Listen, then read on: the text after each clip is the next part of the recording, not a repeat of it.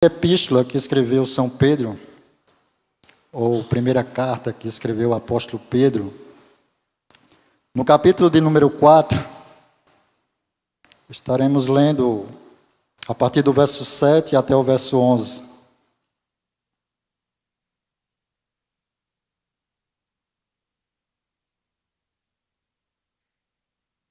Primeira carta que escreveu o apóstolo Pedro, estaremos lendo a partir do verso 7 ao verso 11. Amém?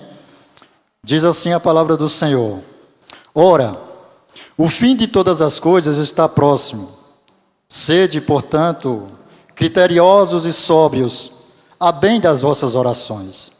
Acima de tudo, porém, tende amor intenso um para com os outros, porque o amor cobre multidão de pecados. Sede mutuamente hospitaleiros, sem murmuração.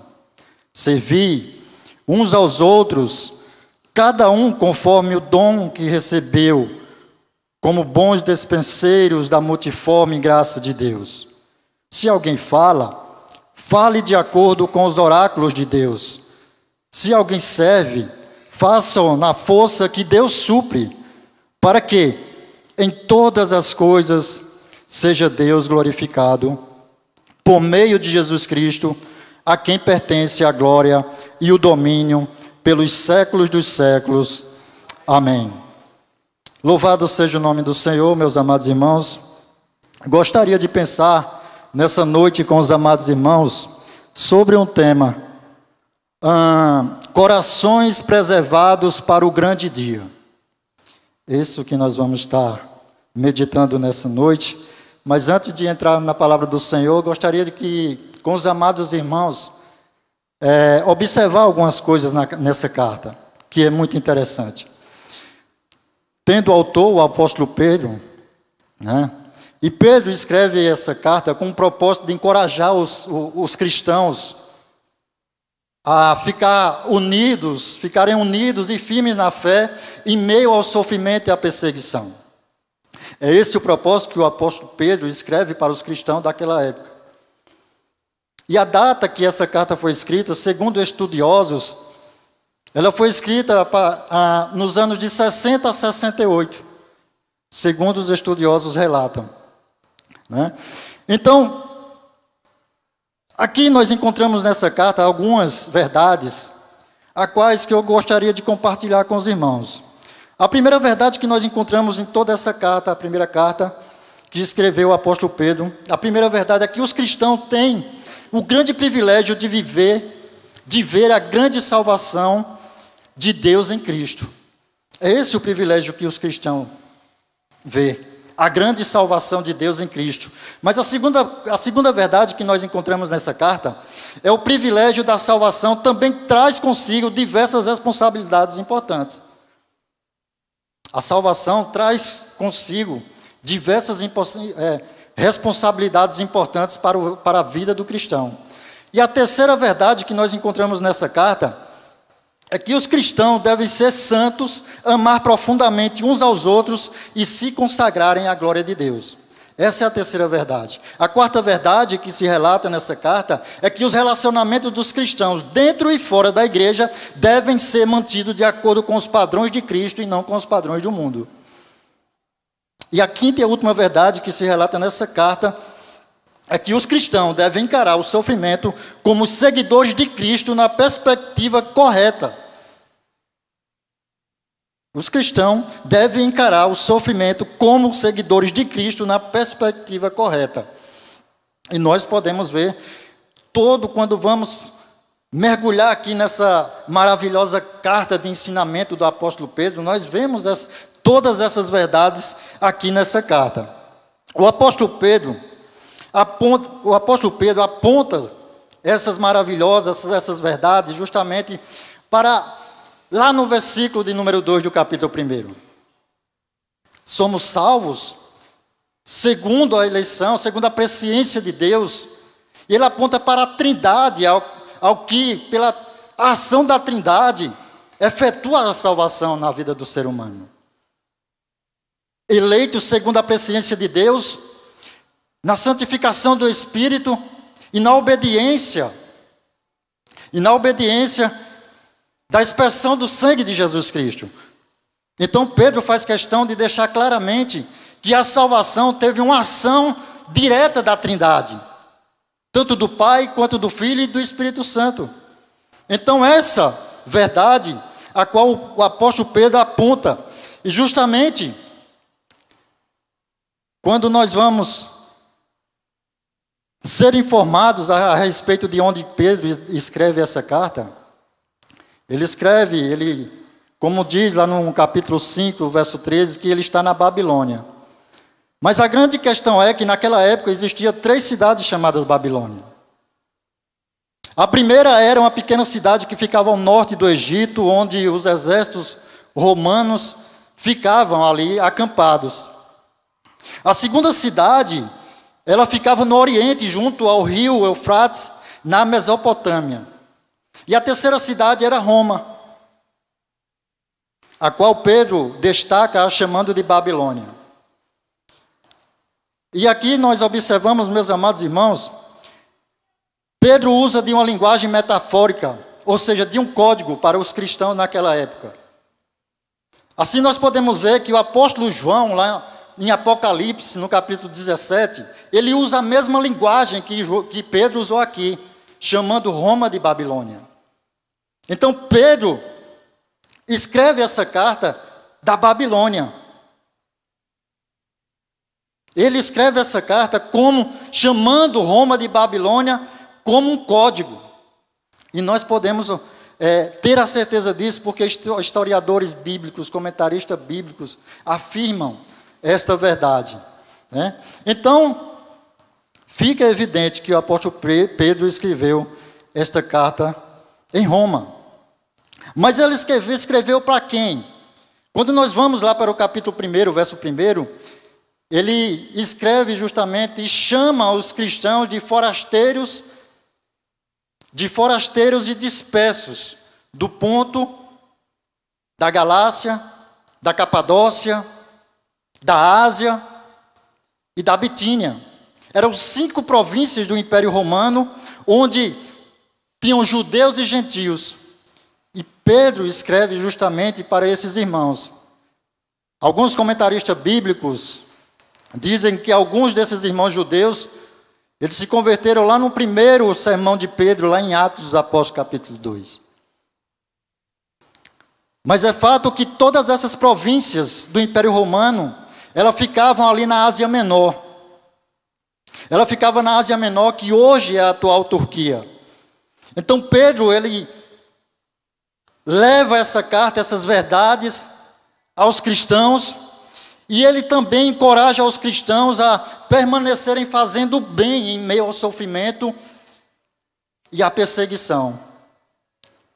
Por quê? Porque assim é a vontade de Deus. Quando nós percebemos isso no capítulo 3, verso 17, assim era a vontade de Deus, que os irmãos, mesmo ao meio ao sofrimento, mesmo em meio à perseguição, os irmãos continuassem fazendo bem. Mas Pedro fala outra coisa também aos amados irmãos, que eles lembrassem que Cristo também sofreu e padeceu. Ele queria trazer à memória dos amados irmãos que estavam sofrendo, que estavam sendo perseguidos, que o Cristo, nosso Senhor, ele também sofreu e padeceu. Isso também está relatado no capítulo 3, verso 18. Mas Pedro não para por aí. Ele também leva àqueles amados irmãos uma palavra de consolo, dizendo, no capítulo 3, o verso 21, ele diz: Deus ressuscitou Cristo dentre os mortos, tende bom ânimo, porque Deus ressuscitou Cristo dentre os mortos, assim fará também com vocês. Louvado seja o nome do Senhor.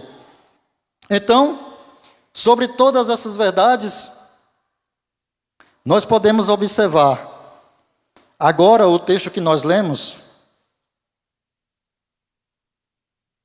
no verso 7. E eu queria, do primeiro ponto nesse verso 7 aqui, deixar registrado que todo cristão deve preservar o coração vivendo uma vida justa e em comunhão com Deus até Cristo voltar. Quando nós lemos esse verso 7, meus amados irmãos, ele vai dizer: ora, o fim de todas as coisas está próximo. Sede, portanto, criteriosos e sóbrios, a bem das vossas orações. Aqui eu queria observar com os amados irmãos 3 coisas importantes aqui. A primeira coisa é que o apóstolo Pedro faz uma afirmação, uma verdade nessa primeira parte, na parte A. Olha o que é que ele diz: ora, o fim de todas as coisas está próximo. Queria chamar a atenção dos amados irmãos para essa palavra fim. Essa palavra fim no grego, no original, ela é telos. E ela significa consumação. O que Pedro está dizendo aqui, o que Pedro está relatando sobre essa verdade é justamente sobre a segunda volta de Cristo. É o intervalo da primeira volta até a segunda volta, tendo no meio 2 coisas primordiais, que é a morte de Cristo e a ressurreição de Cristo. O que Pedro está declarando aqui, afirmando para os amados irmãos, é que o fim está próximo. A consumação de toda a história está próxima. Nós vamos contemplar os portais eternos sendo abertos e a igreja do Senhor subindo em glória. Louvado seja Deus. Louvado seja o nome do Senhor. E o que nós estamos vivendo hoje é o último estágio. O último estágio é a glorificação. Todo cristão deve anseiar pela volta de Jesus. Todo cristão deve anseiar pela volta de Cristo.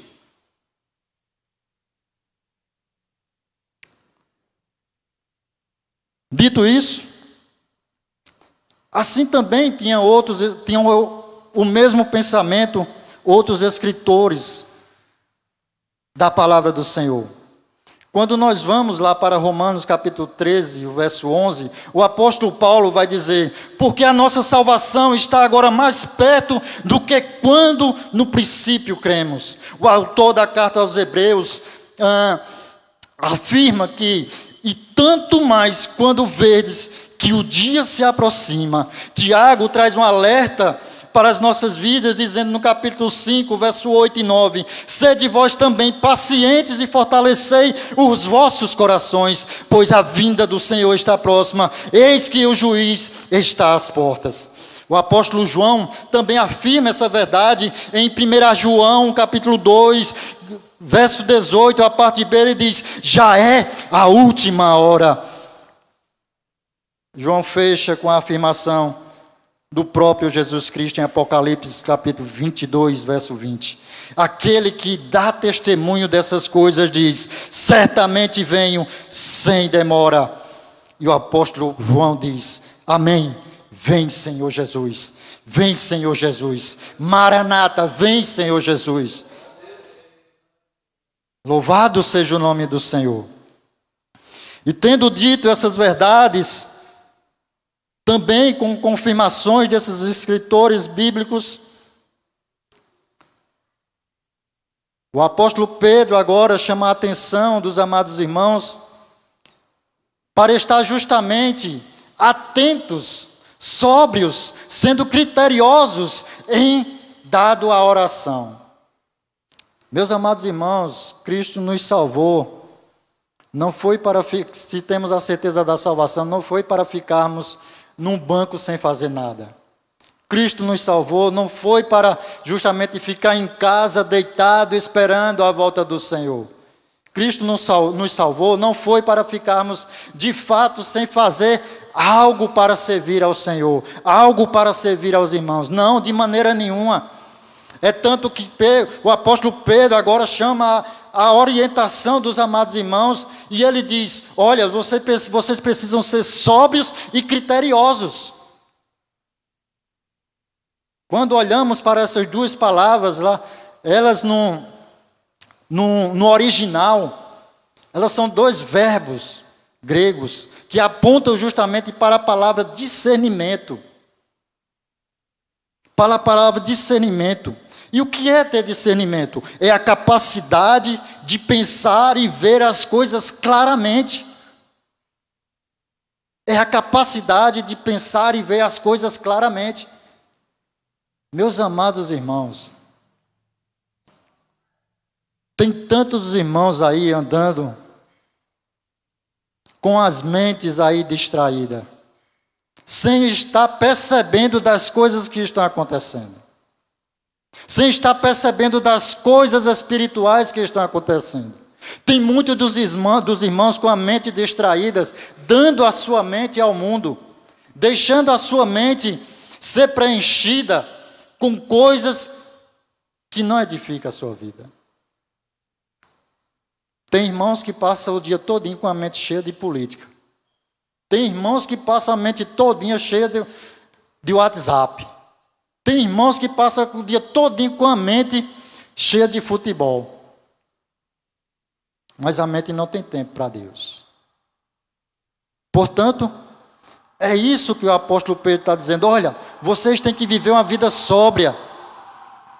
Vocês têm que estar atentos ao que está acontecendo ao vosso redor, tendo uma mente justamente voltada para Deus, para as coisas de Deus, para a palavra de Deus. Não estejam por aí com as mentes vagas. Estejam com as mentes ajustadas na palavra do Senhor. É isso que Pedro traz à observância desses amados irmãos. Mas ele chama a outra atenção. Ele diz: a bem das vossas orações. Meus amados irmãos, quando nós partimos em questão da oração, nós podemos ver quantos nós temos sido negligentes à oração.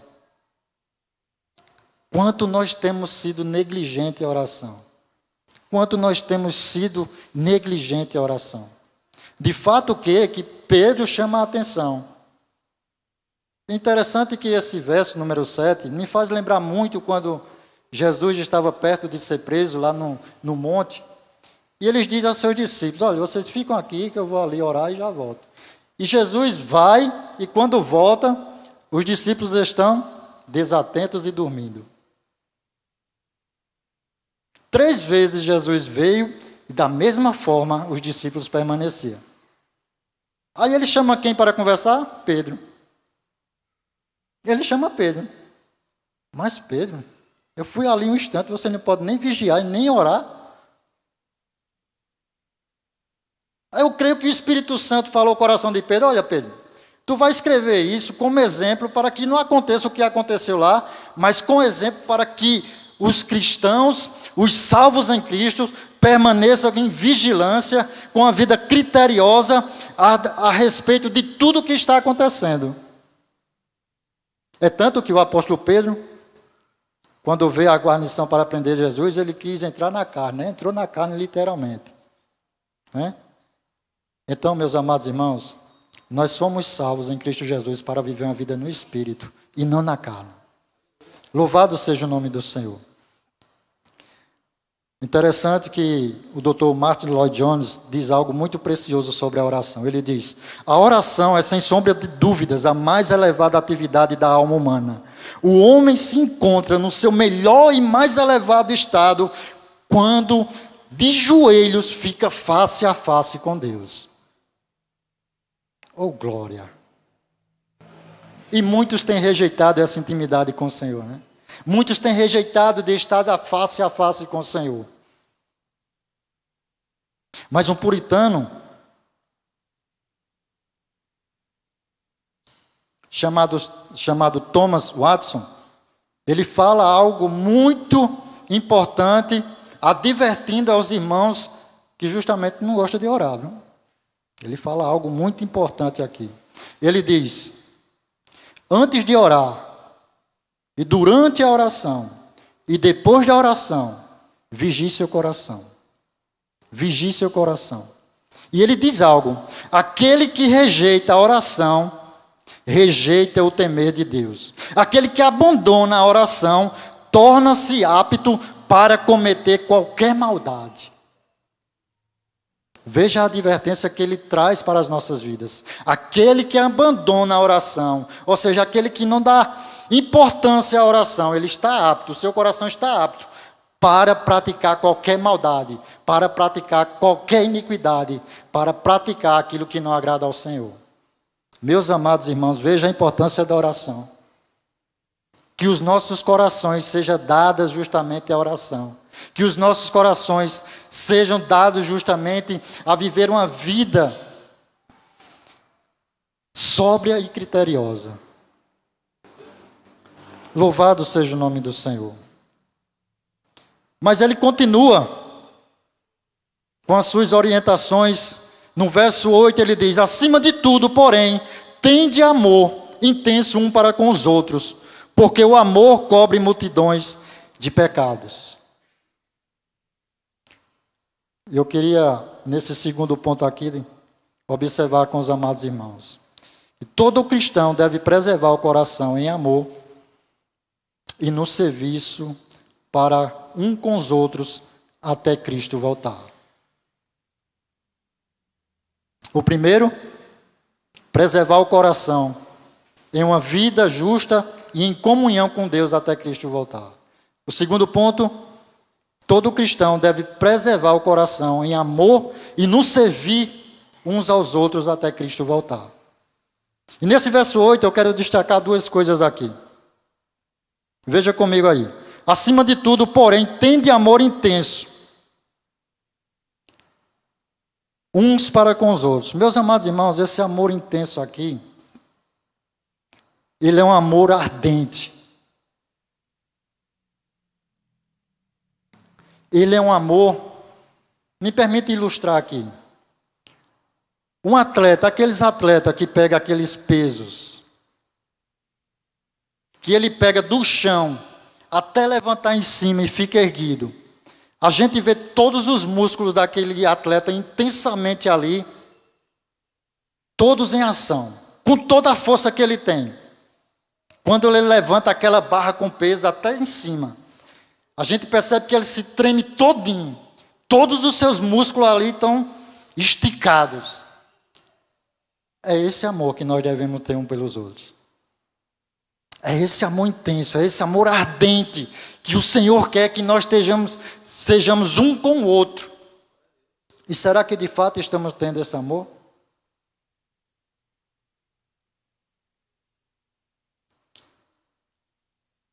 Nesta mesma carta, o apóstolo Pedro, capítulo 1, verso 22, ele vai dizer algo a respeito disso.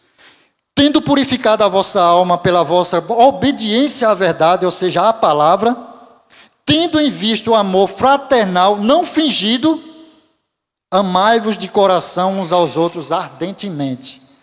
Ou seja, o que é que o apóstolo Pedro está dizendo? O amor de vocês não deve ser um amor de hipocrisia, mas deve ser um amor verdadeiro, um amor santo, um amor para com edificação das suas vidas. É isso que o apóstolo Pedro está dizendo aqui. Mas a segunda parte ele continua dizendo no verso 8. Ele diz: porque o amor cobre multidão de pecados. Veja aí, meus amados irmãos, quem ama, ama de uma forma verdadeira. Ama de uma forma que quer ver o bem do seu irmão. Ama de uma forma, quando vê o seu irmão pecar, não rejeita. Quando vê o seu irmão pecar, estende a mão. Quando vê o seu irmão pecar, vai lá para levar uma palavra de edificação. É isso que o amor faz. Um certo pastor, ilustrando muito bem essa passagem aqui, ele nos trouxe a lembrança lá em Gênesis capítulo 9, dos versos 18 ao 27, quando ele vai falar de Noé. Quando sai da arca, Noé planta uma vinha, faz o tratamento da vinha, colhe lá, dali tira vinho, e certo dia Noé se embebeda e fica bêbado na sua tenda e fica nu, e ali um dos seus filhos chega, vê a nudez do seu pai e sai correndo para contar a sua família. Mas os outros dois filhos de Noé tomam uma atitude totalmente diferente. Eles vão com o lençol, mas vai de costas e cobre o seu pai da nudez. E cobre o seu pai. O que é que essa passagem quer dizer? Meus amados irmãos, quando algum irmão pecar, estenda a mão. Não saia falando, não saia aí denegrindo a imagem do seu irmão. Tenha a atitude desses dois filhos de chegar lá e estender a mão, de ajudar. E foi isso que Cristo fez ali na cruz do Calvário. Pelo seu sangue derramado, apagou os nossos pecados, cobriu os nossos pecados. Louvado seja o nome do Senhor. Louvado seja o nome do Senhor. E Pedro continua no verso 9, ele diz: sede mutuamente hospitaleiros sem murmuração. E a gente, nos dias de hoje, é muito difícil, né, a gente ser hospitaleiro, né? A gente traz a referência da prática da igreja primitiva, como a igreja era hospitaleira naquele tempo. Que os irmãos abriam as portas de suas casas para hospedarem missionários, né? A qual ali se desenvolveu uma grande evolução de missões, de proclamação da palavra do Senhor. A igreja primitiva nos traz esse exemplo para sermos hospitaleiros. Para sermos hospitaleiros. E quando vamos olhar para essa palavra aqui, hospitaleiro, mais profundamente, essa palavra aqui está dizendo, vocês têm que ser hospitaleiros até com os vossos inimigos. É difícil? Hoje em dia nós não somos hospitaleiros nem com os nossos próprios das nossas casas, quanto mais com o inimigo. O difícil é ser hospitaleiro hoje em dia, porque ninguém quer confiar mais em ninguém. Ninguém abre as suas portas, a casa das suas portas para alguém. Para de fato ali. E a igreja primitiva, creio eu, que hospedou muitos anjos. Creio eu que hospedou muitos homens e mulheres de Deus para proclamar o Evangelho.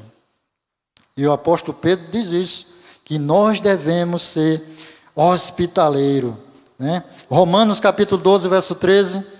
O apóstolo Paulo diz algo muito interessante sobre isso. Ele diz: compartilhai as necessidades dos santos, praticai a hospitalidade. Praticai a hospitalidade.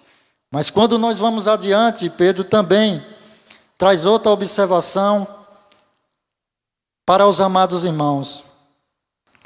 No verso 10 ele vai dizer: servi uns aos outros, cada um conforme o dom que recebeu, como bons despenseiros da multiforme graça de Deus. Aqui ele já parte para o serviço de servir uns aos outros. E é justamente a qual nós cristãos, sendo salvos em Cristo Jesus, nós recebemos justamente os dons do Espírito Santo para edificar as vidas dos nossos irmãos e o próprio Deus ser glorificado. Os dons que recebemos do Espírito Santo não é para ficar para nós. É para servirmos ao Senhor. É para servirmos aos nossos irmãos. É para justamente a igreja ser edificada. Foi justamente para isso que o Espírito Santo concedeu os dons espirituais a cada um, conforme a multiforme graça do Senhor. Para quê? Com o fim do nome do Senhor ser glorificado. Em 1 Coríntios, capítulo 12, verso 7, o apóstolo Paulo também diz algo interessante. Ele diz que a manifestação do Espírito é concedida a cada um visando a um fim proveitoso. Veja bem a importância do dom que o Espírito Santo deu a mim e a você. Esse dom é para ser ministrado em nossas vidas, a vida dos nossos irmãos, para um fim proveitoso. E louvado seja Deus, meus amados irmãos, porque essas orientações elas foram dadas aos amados irmãos em tempo de sofrimento e perseguição. Não era uma perseguição por lei do rei, mas era uma perseguição da sociedade e grupos que estavam ali justamente perseguindo os irmãos. Então, o que nós estamos vivendo hoje? Praticamente, Pedro está falando neste tempo para nós também. Neste tempo, Cristo está voltando. A consumação de toda a história está às portas. Mas vocês precisam permanecerem trabalhando, fazendo bem, amando uns aos outros, servindo uns aos outros, sendo hospitaleiros uns para com os outros. Porque vós recebeste os dons do Espírito Santo. E esses dons têm que ser usados. Esses dons têm que ser manifestos na igreja do Senhor, aos eleitos de Deus, para que o nome do Senhor seja glorificado. Para que o nome do Senhor seja glorificado. E para concluirmos, meus amados irmãos, o verso 11. Pedro vai falar agora de algo que conclui tudo isso aqui que ele afirmou e deixou como orientações para a igreja naquele tempo e para nós também. Ele vai dizer, se alguém fala, fale de acordo com os oráculos de Deus. Se alguém serve, faça-o na força que Deus supre, para que em todas as coisas seja Deus glorificado. Por meio de Jesus Cristo, a quem pertence a glória e o domínio pelos séculos dos séculos. Amém. Então Pedro está dizendo aqui, olha, se vocês ministram a palavra de Deus, ministrem para a glória de Deus. Se vocês servem, sirvam para a glória de Deus. E todo o vosso procedimento, todas as vossas atitudes, sejam para glorificar a Deus até o último dia, até o grande dia, até o dia final, até a volta de Jesus. Sejam todas essas atitudes, em todo modo de viver, sejam elas para glorificar a Deus. E por meio de quem? Por meio de Cristo Jesus. Aquele que morreu na cruz do Calvário, que nos deu a salvação, e a qual nós desfrutamos hoje. E nós estamos vivendo aí esses dias tão pertinentes. Quando nós olhamos aqui para essa passagem, nós dizemos, está acontecendo hoje o que o apóstolo Pedro escreveu há muitos anos atrás. Está acontecendo hoje. Está acontecendo hoje. Então, devemos preservar, meus amados irmãos, os nossos corações até a vinda de Cristo. Aguenta só mais um pouquinho, Cristo está voltando. Preserva teu coração. Preserva teu coração em uma vida justa, em uma vida sóbria. Preserva teu coração em uma vida de oração, dada a oração. Preserva o teu coração a uma vida de servir uns aos outros. Devemos preservar nossos corações. Devemos preservar, porque de fato, assim se comporta o verdadeiro cristão.